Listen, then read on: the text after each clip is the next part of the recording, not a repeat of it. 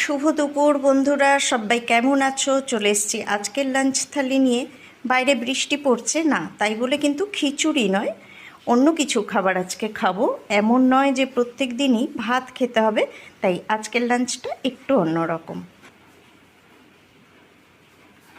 নিয়ে নিচ্ছি গরম গরম রুটি,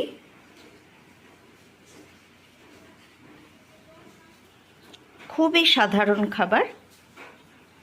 কাঁচা লঙ্কা নিয়ে নিচ্ছি, এক টুকরো পেঁয়াজ, আর রয়েছে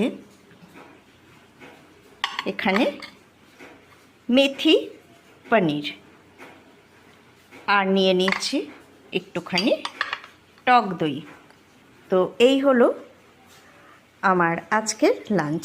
তোমাদের কেমন লাগলো অবশ্যই জানিও।